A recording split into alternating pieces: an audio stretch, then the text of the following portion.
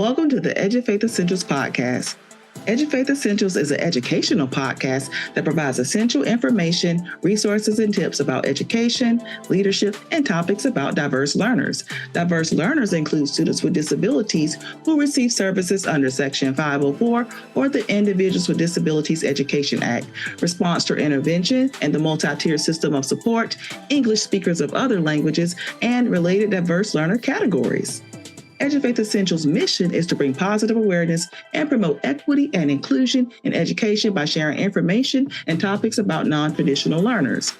Edufaith Essentials' goal is to restore faith in education one student at a time by empowering listeners with knowledge, because we all know that knowledge is power, so let's be powerful. I am your host, Dr. Nakia, sending you good vibes and thanking you for joining me for another episode of the Edufaith Essentials podcast.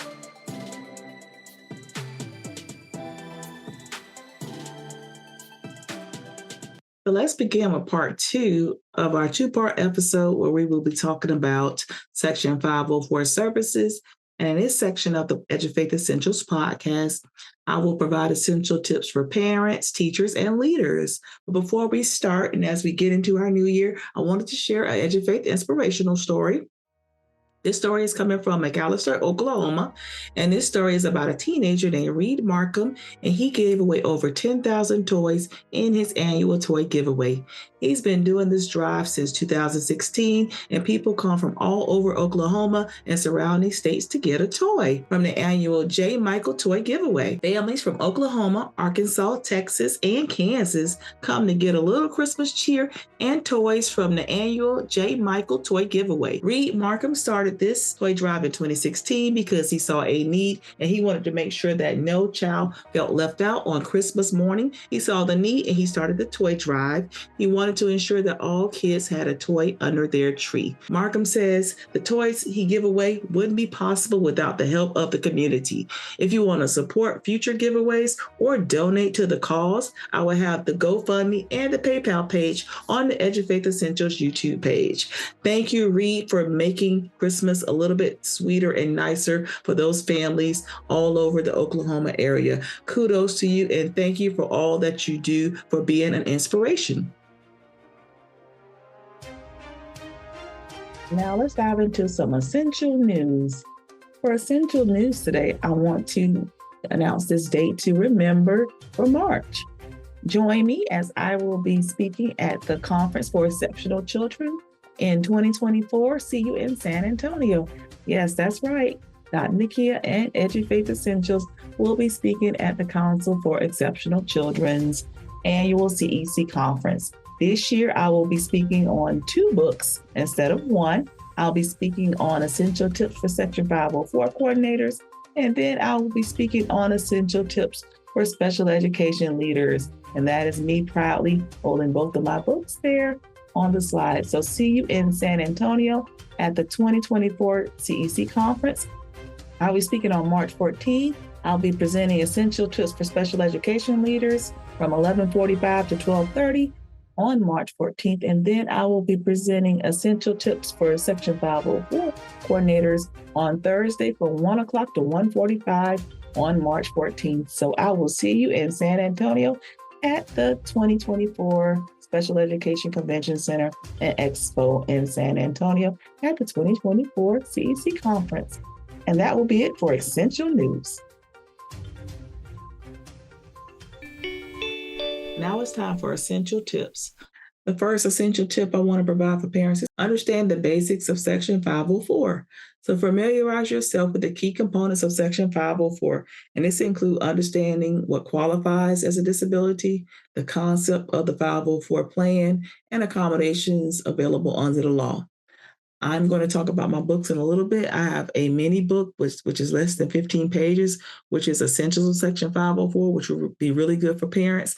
And then I have my Essential Tips for Parents book, which also highlights Section 504. So you can go through this, you can purchase one of my books, or you can go to your school district and inquire about services and the basics of Section 504.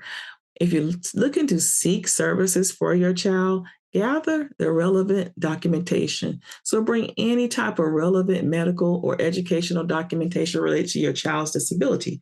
And this includes some type of medical records, evaluations, psychological evaluations, assessments, or anything to support the need for accommodations and the impairment. The school district, they're going to have particular things that they ask for when they're looking at evaluations, but you want to make sure that you have the documentation ready to go.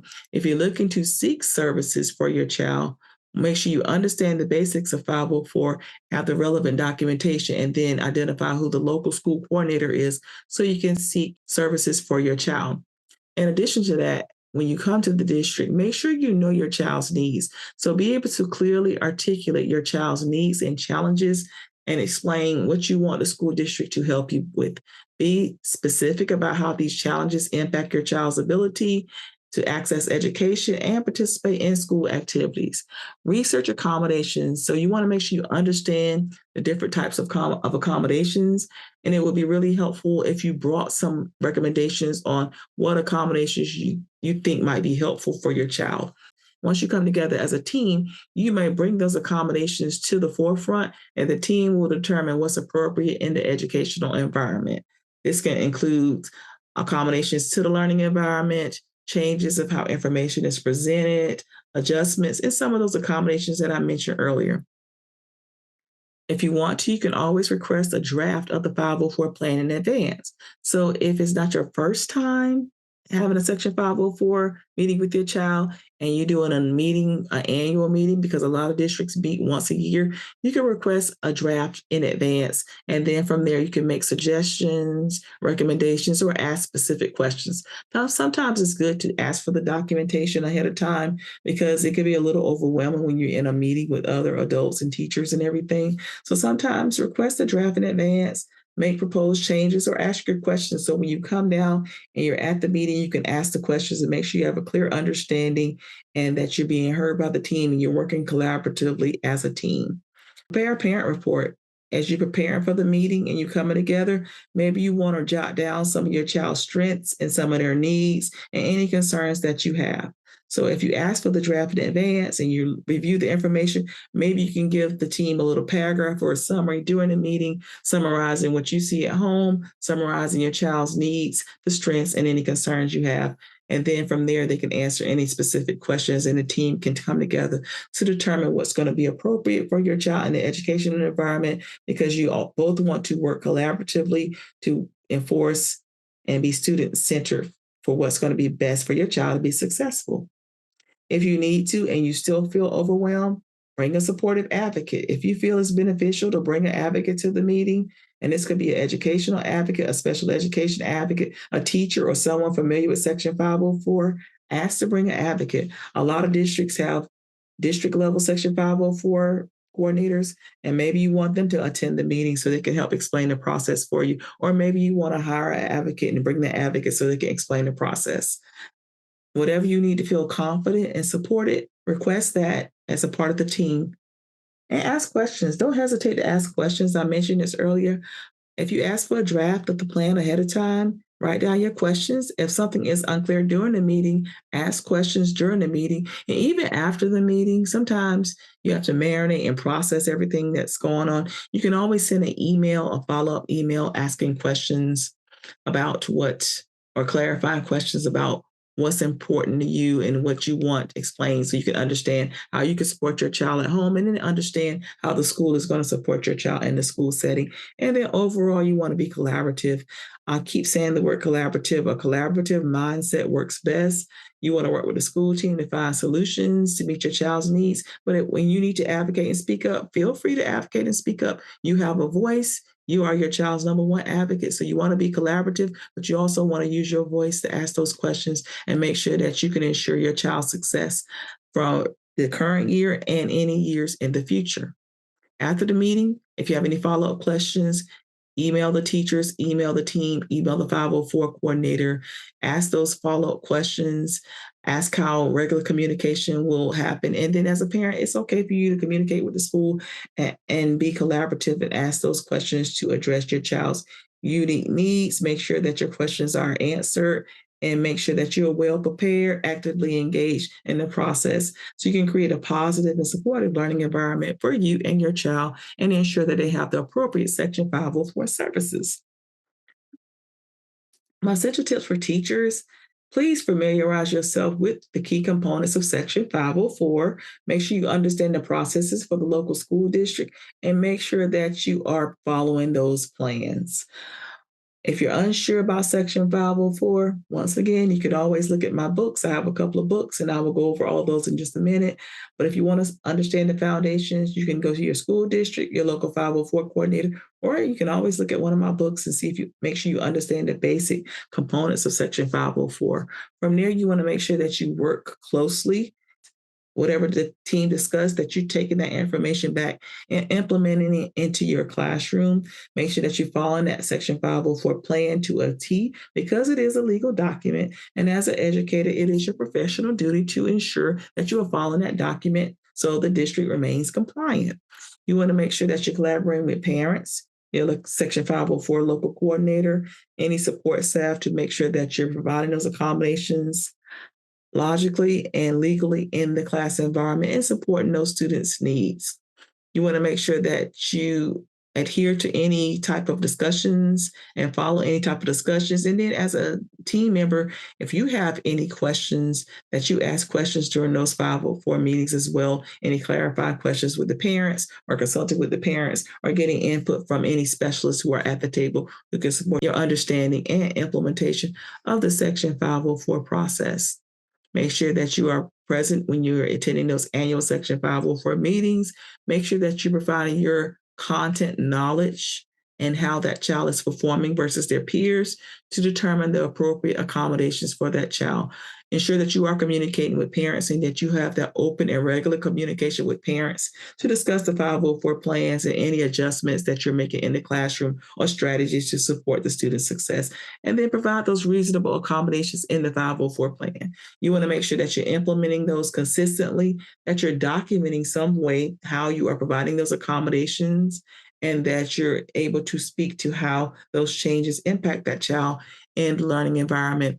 Make sure that you attend any professional development or practices that's going to enhance your inclusive education, differentiated instruction, or strategies for supporting students with Section 504 services. Monitor and adjust your accommodations and strategies and how you implement that plan in the classroom as needed. So if the child needs additional accommodations, make sure you're communicating with the local school coordinator so the team can meet, because the team can meet at any time to determine if you need to modify the Section 504 plan accordingly, or if a child is not using certain accommodations as well. You want to make sure that you're documenting and you're communicating with the parent and the local coordinator to monitor and adjust those accommodations. You want to promote inclusivity. You want to foster a classroom environment that values diversity and promotes inclusivity. You want to encourage peer support. You want to educate their entire class about understanding and respecting all students and their learning differences. Work collaboratively with support staff. So if there are special education teachers who can give you some tips on how to implement accommodations, work with those special education teachers, district professionals, school professionals, local Section 504 coordinators, or anyone who can help support you and empower you with aligning and providing the appropriate services in your classroom. And then remember, Section 504 provides equal opportunities for students with disabilities, and that collaboration among parents, teachers, administrators, and support staff is essential for successful implementation. Finally, for my leaders, you want to make sure that everyone understands the Section 504 process, including you, because Section 504 occurs and the services occur in the general education classroom, which means your content teachers are going to be implementing accommodations. So as a leader, you want to make sure that your teachers, all your content teachers, understand the Section 504 practices, that they're compliant and they understand how to not only accommodate and document those accommodations to provide those equitable learning environments for all learners. School leaders, you play a critical role in ensuring Section 504 of the Rehabilitation Act. And here are some tips. You want to establish a dedicated 504 coordinator for your school, and you want to make sure that they are knowledgeable of the process and the staff is knowledgeable of the 504 coordinator, and that you are supporting the Section 504 coordinator and backing them in their role as they support Section 504 implementation for the students in your building. So if a 504 coordinator comes to you and said, this teacher is not following the plan, as an administrator, you want to make sure that you back that coordinator and support that teacher who's not implementing services and make sure that those services are taking place. You want to make sure that person is well-versed, your coordinator is well-versed in the requirements, and that they have the appropriate training to be the Section 504 coordinator, and that they're responsible for coordinating and implementing the 504 plans appropriately, and you're supporting them with that. So you're making sure that teachers are attending the 504 meetings. You're making sure that they have your backing with making sure that the teachers implement those 504 plans and providing whatever resources to the 504 coordinator to ensure compliance and implementation. Another tip for leader is provide training for staff. You want to ensure that all staff, including teachers, your other administrators, your support staff, receive training in Section 504. This training should cover the basics of the law, eligibility criteria, the process, and the development and implementation of 504 plans. Sometimes your local Section 504 coordinator can provide this training, so allow some time and some professional development time for this training to happen. A lot of times school districts have that district Section 504 coordinator come in and train staff. However you want to do it, you want to make sure that your whole track, you want to make sure that your staff is trained on Section 504 processes and procedures because it is implemented in the general education class. And make sure that you have some clear policies and communications. Finally, you want to make sure you develop clear and comprehensive policies for communication for Section 504 within your school. So you want to make sure you want to communicate these policies to all staff members and make sure that the information is easily accessible to your staff members and your parents so they understand if they're looking to inquire about Section 504 services, this is the contact person. And if the teachers need support with Section 504 services, here's the contact person at the school to help support that. The next thing I want to encourage leaders is to establish a referral process. So make sure your local coordinator has a clear process for identifying and referring students who may be eligible for Section 504 accommodations. This process should involve collaboration among teachers, parents, and relevant professionals. And then you want to collaborate with parents and communicate the process with parents and ensure that parents are aware of their rights and that they're a part of that decision-making process. Leaders, you want to ensure confidentiality. You want to emphasize the importance of maintaining confidentiality of students with disabilities. And you want to ensure anyone who reads and reviews those Section 504 plans are aware of that child's accommodations, but also that they're being confidential as far as that child's physical or mental impairment and the status of the accommodations. You want to provide adequate resources. You want to allocate necessary resources to support the implementation of Section 504 plans, and that may include providing professional development opportunities, hiring additional staff, or ensuring there are physical accommodations available within the school for students with those physical impairments. You want to monitor compliance and make sure that your school has a way to monitor compliance of Section 504. You may want to work and collaborate with your coordinator to review and monitor the school's compliance of Section 504, conduct periodic self-assessments to identify areas for improvement and take those corrective actions as needed to ensure compliance within your building, address areas for bullying and harassment. You want to be proactive in addressing bullying and harassment issues related to students with disabilities because you want to foster that inclusive educational environment and make sure that students are safe and respected and their differences are valued. Collaborate with special education services. I know special education and Section 504 are two different things. However, they're working with students with disabilities, so it wouldn't be a bad idea to foster that collaboration between the Section 504 coordinator and the special education lead in your building. They can work together to collaborate, to talk through accommodations and any other services that may align for a child or may be required for. They can collaborate to ensure a smooth transition for students who may move between Section 504 and special education services. And then they may also collaborate about accommodations for students to determine what's going to be appropriate and what they're doing in special education and what they're doing in Section 504 so they can learn from each other and work together to ensure, because both groups are providing services for students with disabilities. So it only makes sense sometimes to have those teams collaborate and work together. Stay informed about legal updates. You want to stay informed as a leader about any updates, any changes to federal laws or state laws related to Section 504, and be aware of any guidance that's coming down from the Office of Civil Rights. A lot of time, district representatives or district personnel provide this information, but as a principal, since Section 504 is in the general education environment, it impacts your school, your students, and your teachers every day. So you want to make sure that you have the updates and you stay informed. And overall, you want to promote and encourage inclusive practices within your school. Overall, you want to encourage and support inclusive practices within your school.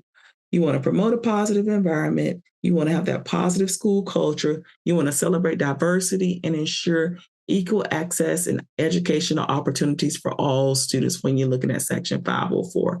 So those were my essential tips for parents, my essential tips for educators, and my essential tips for leaders. My book excerpt for today, I am not going to read a book excerpt today. And the reason why I'm not going to read a book excerpt today, because I read a lot of this book right here. So the presentation and the information that came from the Essentials of the Section 504 book, which I mentioned earlier. And this is a brief overview of Section 504 in education. This is the same book I was referring to when I said you want to understand the basics of Section 504. This book is less than 50 pages. It is on Amazon. And I have read throughout this whole book as I've presented on this podcast. I started on chapter 2, which was the history, and then I went through the eligibility meeting, the plan, the manifestation, evaluation process, local agencies, and all of the information. So everything that I presented today on the podcast came verbatim from this book, Essentials of Section 504, which is on Amazon and available on Amazon. I also want to reiterate that I address Section 504 in all of my books. Essential Tips for Leaders, I address Section 504. Essential Tips for Parents, I address Section 504. And then I have a book for my coordinators. If you're a local school coordinator, Essential Tips for Section 504 coordinators is a book that is comprehensive. And what I did with this book is I took excerpts from Essential Tips for Section 504 coordinators and condensed it into a 50-page book. So if you purchase Essential Tips for Section 504 coordinators, if you're a local school coordinator, or if you're a parent or a leader, you can purchase Essentials of Section 504. And all of the information that I presented today in the podcast came verbatim from this book and this book right here. So that is our book excerpt for today, which was the podcast. Now let's shift to our words of wisdom and our quote for today. I want to provide this quote as we start off the new year. I don't have a disability, I have a gift. Others see it as a disability, but I see it as a challenge. This challenge is a gift because I have become stronger to get around it and smarter to figure out how to use it. Others should be so lucky. And that quote is coming from Shane E. Bryan. And I feel like that is a wonderful quote as we get motivated and start this new year in 2024. You've got mail. Now it's time for our essential advice, Ask Dr. Nakia, or share an inspirational story. I want to use this platform to support and spotlight fellow educators, families, and community members. If you have a question, want advice, or to share a wonderful inspirational story on this podcast, feel free to email me at edufaithforall@gmail.com. That is EDUFAITH4ALL@gmail.com. May read your letter, provide advice, or share your story on this podcast. Disclaimer, all listeners should adhere to district policies, follow protocols, remain ethical, and adhere to guidelines in the best interest of children. Edufaith Essentials does not assume responsibility or is legally responsible for anyone's actions based on information provided on this podcast. This podcast is brought to you by Edufaith Educational Services.